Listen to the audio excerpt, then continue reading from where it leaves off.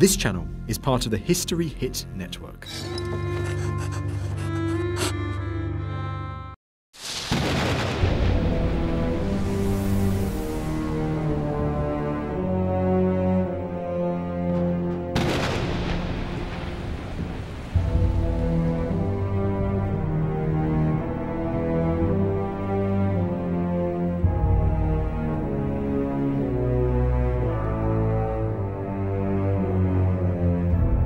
War in the name of God. The great world religions preach peace and mercy. History, even modern history, shows that religion and violence are not contradictions. In the 16th century, there emerges a new Christian denomination. Latin Christianity, already separated from the Orthodox Church of the East, splits once more into Catholics and Protestants. And in the name of Christ, they go to war against each other in the bloodiest conflict that Europe has ever known.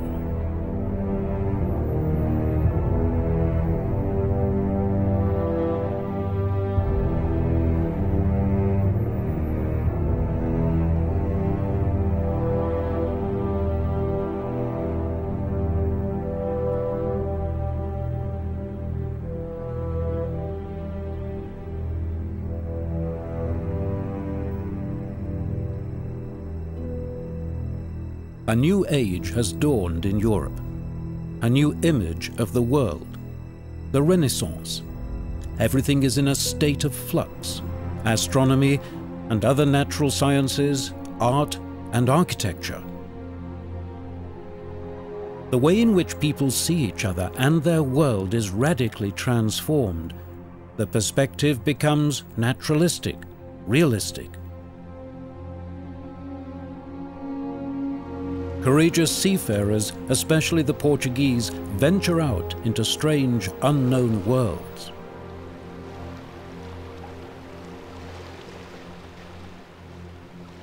With new instruments of navigation, new maps, in 1522 Magellan's ships proved that the world is round.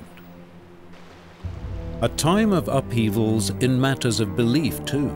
The Bible, whose Latin was inaccessible to the common people, becomes the book of books, and a dissatisfied German monk unintentionally changes the world. Martin Luther does not want a reformation, he only wishes to reform. But that is not how it turns out.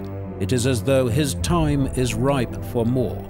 A new invention, the printing press, a technical revolution which makes possible a spiritual one. Was Gutenberg mit der Buchdruckerkunst macht, Gutenberg's printing press, printing with movable type, encourages mobility and improves communication to an extent that was previously not just unknown, but unimaginable. The moral authority of the Church, of the popes, has reached its nadir in the company of the Borgias. The children of Pope Alexander VI, Lucretia and Cesare, rule like their father through intrigue, murder, and violence. When this pope dies, open jubilation breaks out in the streets of Rome. The Augustinian friar Martin Luther despairs at the intolerable situation, the corruption of the Church. He is not a revolutionary, only a medieval monk, but a stubborn one who wrestles with theological problems. In all probability, he never nailed up his 95 theses composed in Latin to the church door in Wittenberg, however popular the image. After all, who would have been able to read them? What is true is that he sent them in the form of a letter to the Archbishop of Mainz. History Hit is a streaming platform that is just for history fans, with fantastic documentaries covering fascinating figures and moments in history from all over the world. Whether you're looking for insight into the reign of medieval history's most notorious rulers, or to experience the mysteries of cultures and civilizations long lost, History Hit has the documentary for you at just a click away. And it's not just documentaries either. We have a network of incredible history podcasts, bringing you new episodes every day. Sign up now for a 14-day free trial, and Chronicle fans get 50% off their first 3 months. Just be sure to use the code Chronicle at checkout. Seine handschriftlich niedergelegten Thesen gelangen in einer handschriftlichen His handwritten theses reach Nuremberg in manuscript form. There they are translated from the original Latin. Sie werden dort übersetzt und am Ende des Jahres 1517. Then, at the end of 1517, they are printed, and copies are distributed in vast numbers throughout the empire. Auflage vervielfältigt im Reich verteilt. Luther had nothing to do with this, and it certainly wasn't what he intended. Einfluss drauf gehabt und das ist auch nicht in seinem Sinne gewesen. The result is uproar. Luther is excommunicated. In 1521, after a staged kidnapping, the Prince-Elector Frederick III of Saxony hides Luther in Wartburg Castle, where he translates the New Testament into German. His forceful style has a profound influence on the German language. 1 year later, his text is printed with far-reaching consequences. Luther isn't the first to translate the Bible into German. In the 15th century, we already have translations. I can't just recall how many, into other national languages, including German. But Luther's translation, his translation of the Bible into German, is the one that really takes off, really catches fire. A fire that Luther has not intended. His religious texts are understood as an inspiration to revolution. Thomas Müntzer debates with Luther and summons up forces that he can no longer control. I do not come bringing peace, but the sword. He who lives by the sword shall die by the sword, Matthew 26. Initially sympathetic towards the insurgents, Luther then calls on the ruling princes to adopt stern measures in his tract against the thieving and murderous hordes of peasants. He does not wish to be associated with the brutalities of the peasants, and unlike Müntzer, he does not want a revolution. Bauernkrieg, das ist ja ein The Peasants' War is just a name, and it gives the wrong impression. There wasn't a war as we understand the term, rather an unknown number of isolated uprisings. These peasants' revolts constitute a tradition going back into the 14th and 15th centuries. But what the princes actually do is also not what Luther intended. Luther suffers under the Reformation as much as he influences it. He has no control over events. The Reformation attracts fanatics. Revolt against the clergy spreads like wildfire. Iconoclasts attack churches. In Münster, for a few bizarre months, Anabaptists rule a totalitarian state. They demand common ownership of property and prohibit marriage. When the riots are suppressed, the corpses of the ringleaders are displayed in cages. The Reformation spreads throughout Europe, dividing into ever new factions. Zwingli in Zurich, Calvin in Geneva. Even Scotland has its own local hero in the form of John Knox.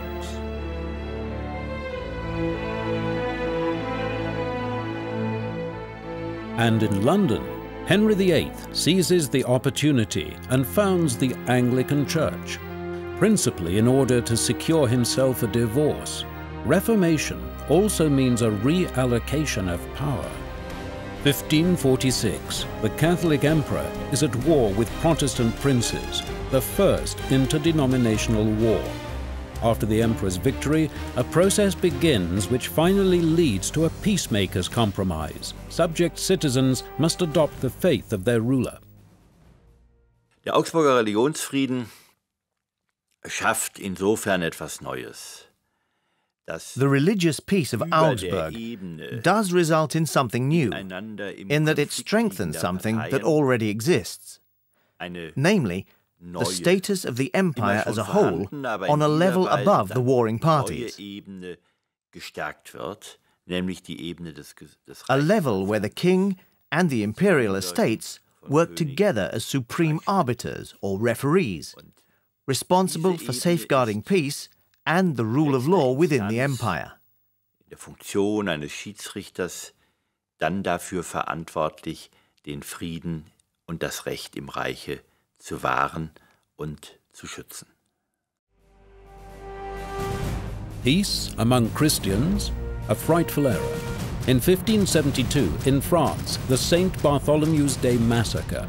Actually, a royal marriage between the denominations is intended to bring about peace, but then betrayal. Protestant Huguenots gathered for the wedding are slaughtered in tens of thousands by Catholics, Christians against Christians. The denominations are at war again. It's about religion, but also about power. The new religious faith is an opportune means for ambitious princes to pursue their aims of dominion against the emperor, the kings, and the church. Then, in 1618, the prelude to a European catastrophe. The Prague Defenestration, actually the second. Protestants against Catholics, that too. In fact, a long, smouldering power struggle. The revolt of the estates against the emperor is a Bohemian tradition. This time they immediately elect a king of their own liking. Der Erfolg des Fenstersturzes wird für uns greifbar in der böhmischen. The success of the Prague Defenestration can best be understood if we look at the Bohemian Act of Confederation of 1619. Here, we have a document in which the Bohemian estates define what they want in terms that we will later call a state. They don't abolish the monarchy, they need the king to legitimize their own positions.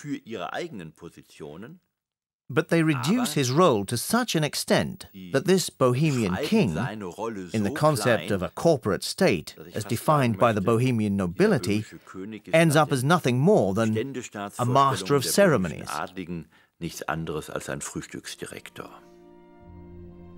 In Bohemia, the Protestant Union musters its troops. Alliances are made. Maximilian of Bavaria calls on the Catholic League to fight. Vienna. Bohemian Protestants refuse to recognize the newly elected emperor. War breaks out. Decades of conflict now explode. Emperor Ferdinand fights for Catholicism.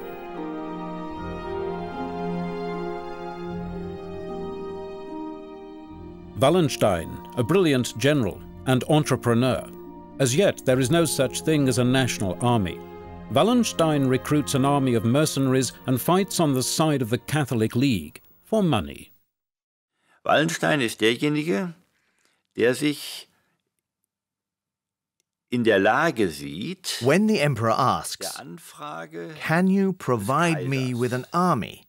Kannst du mir ein Heer zur Verfügung Wallenstein sees himself as ideally suited, as a private individual, a businessman, to offer this service. Als Wirtschaftsunternehmer gleichsam diese Dienstleistung erbringen kann. The first Catholic victories, the Bohemian rival king is defeated. The Protestants lose a series of bloody battles. In Bohemia, Catholic successes are followed by brutal suppression of the new denomination. But now, the Danes fear for the security of their power in Europe. They enter the war against the Catholic Habsburgs. The fortunes of war are fickle, but Wallenstein is almost always victorious. Again, the emperor triumphs over the Protestants. Der Dreißigjährige Krieg ist wohl in den 1620er Jahren. It's fair to say that in the 1620s, the 30 Years' War is mainly a religious war with powerful political groupings already getting involved. In denen sich starke politische Interessenlagen mischen. And at the latest, from 1630 onwards, the 30 Years' War becomes a secular conflict, a European power struggle in which religion still plays a role, albeit no longer a dominant one. Machtkrieg, in dem Religion auch noch eine Rolle spielt, aber längst nicht mehr eine dominierende. A war which perpetuates itself. The powers take up their positions. No one dominates for long. A power which achieves a short-term advantage is soon brought down by the others. And everywhere the armies of mercenaries who take what they need from the civilian population. War feeding on war, people say. Soldiers are seen as the brutal scum of the earth who kill for money. For the mercenaries, only money counts.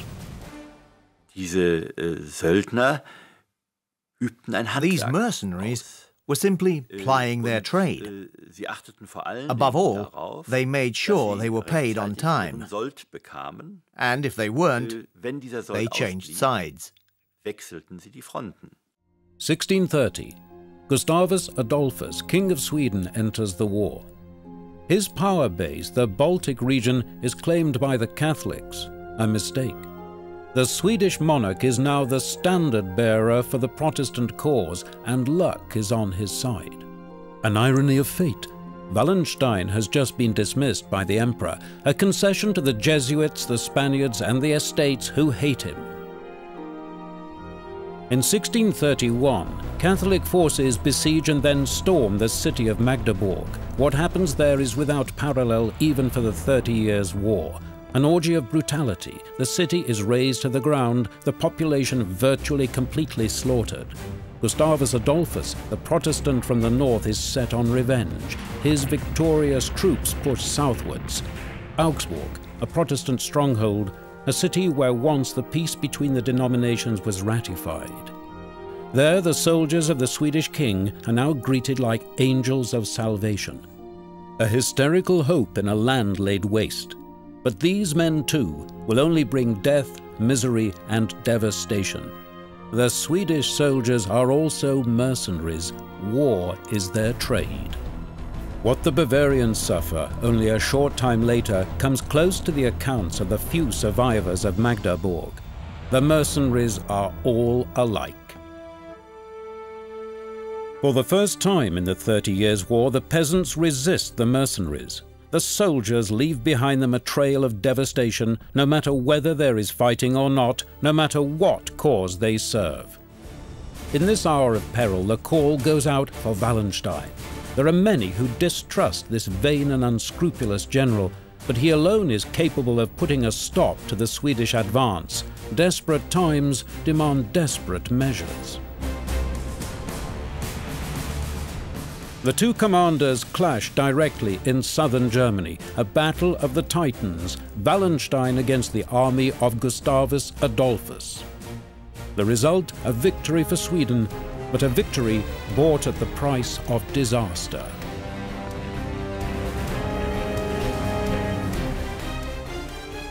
In the Battle of Lutzen, Gustavus Adolphus is killed. A shock. The messianic leader gone? Rumors spread. He isn't really dead. The Swedes are now losing battles, but they believe they can still secure their influence by negotiation. They are deceived.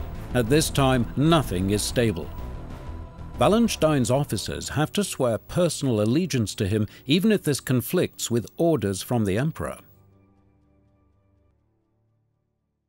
So ist es auch bei Wallenstein der Fall gewesen, der seine unternehmerische Leistung. In the case of Wallenstein, he was always successful in his business ventures. But when it came down to it, maybe it wasn't the money that mattered after all. Salopp formulieren will, am Ende dann gar nicht mehr so sehr auf but das rather, Geld for instance, becoming the Duke of Mecklenburg, a promotion in social rank which put him on a par with the princes of the Holy Roman Empire. Sozialen Aufstieg zu schaffen, der ihn den Reichsfürsten des Heiligen Römischen Reiches gleichstellte. Wallenstein has grown too powerful. What are his real aims? Among other things, he is negotiating with the Swedes for a peace agreement. Does the commander want to become something more than a duke? Not only the Jesuits would like to be rid of him. The emperor orders him captured, dead or alive. The Irish captain who stabs him in Eger is only the long arm of the numerous enemies in his own camp. An inglorious end for this notorious commander of armies.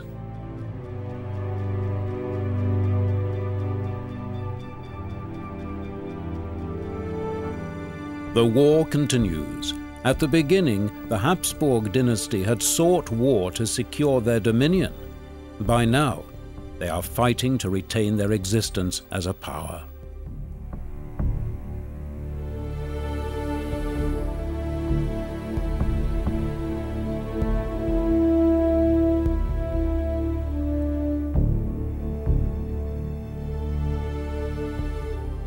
Then, in 1635, at the urging of Cardinal Richelieu, France enters the war. Once again, the fighting lays waste to South Germany and Bohemia.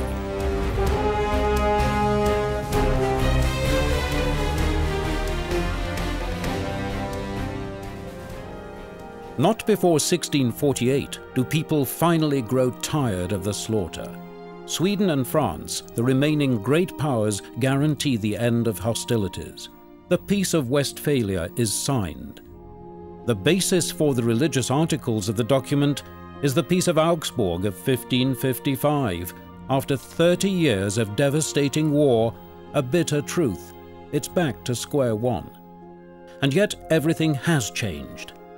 However, for the ordinary people, the signing of the treaty did not bring about peace.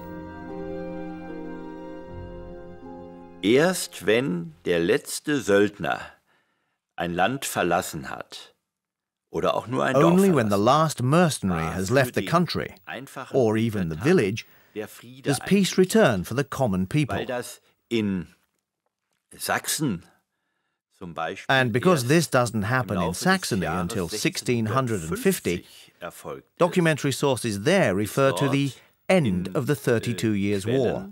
In uns überlieferten Quellen auch vom nun zu Ende gehenden 32-jährigen Krieg die Rede. Finally, an end to the killing.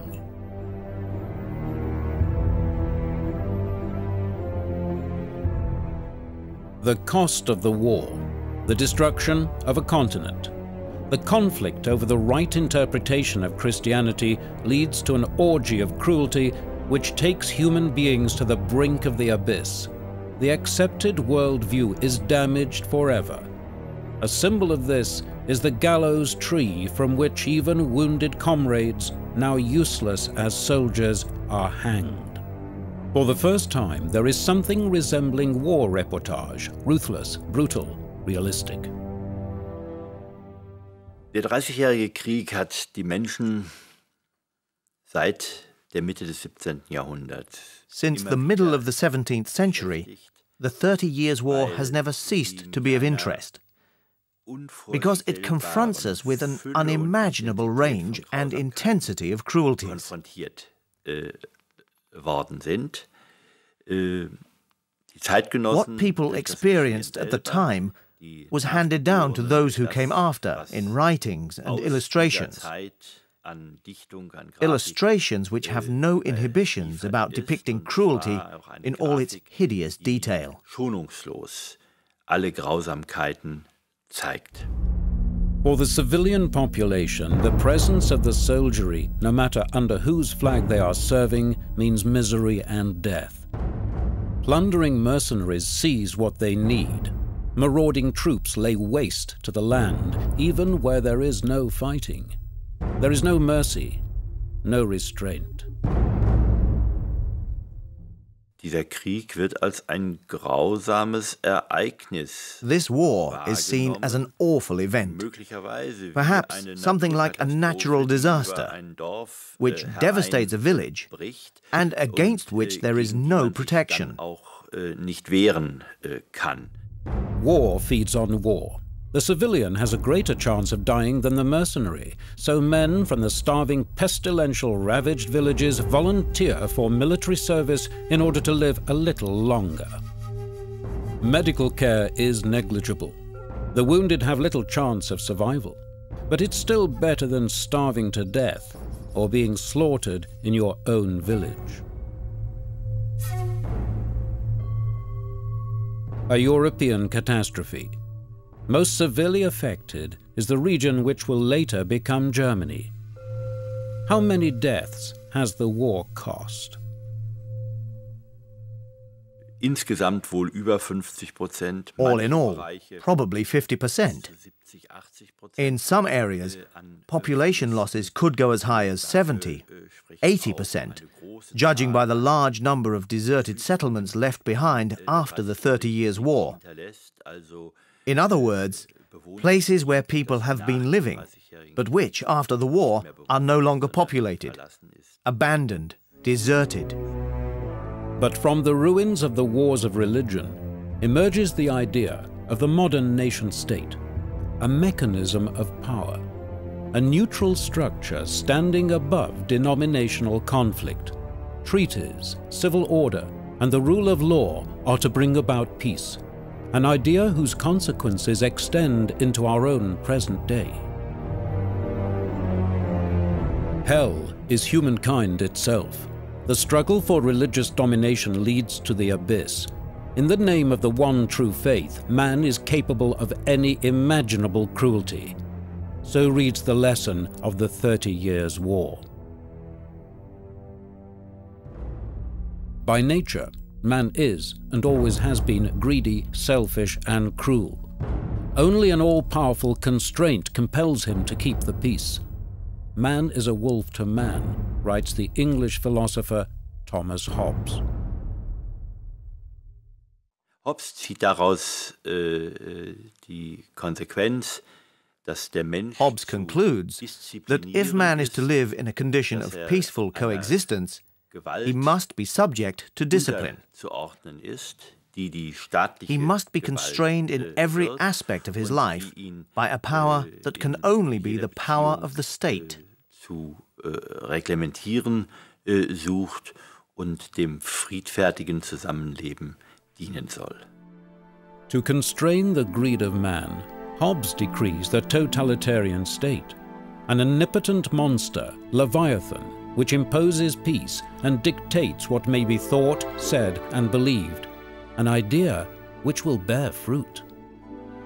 Absolutism, the state ruled over by the French Sun King Louis XIV, one of the practical political consequences of the 30 Years' War. Rigid, majestic order. The jungle gives way to the garden. The state as a calmly ticking, finely oiled and neutral clockwork. Base instincts and conflicts of belief are held in check by the power on high, the new ideal of the age. In place of the bands of mercenaries hired when needed, we find standing armies, valuable instruments of the state to be used sparingly. Prussia, under Frederick II, is the ideal model of enlightened absolutism, a sober, rational state without an established church.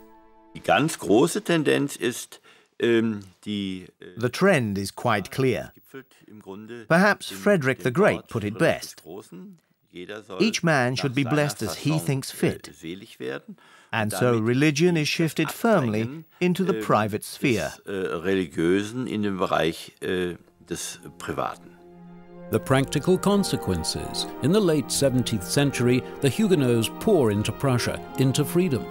Under Frederick II, there's a time when every fourth Berliner is of French origin, a monarchy on the make in which church and state are strictly separated. It's a matter of principle.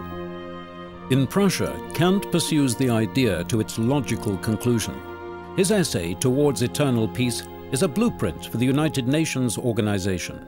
Law should rule over power in a kind of world parliament, an idea which has found little favor with every superpower to date. The separation of church and state is now so taken for granted that the appearance of the Pope before the United Nations is a minor sensation, In the past, popes waged war.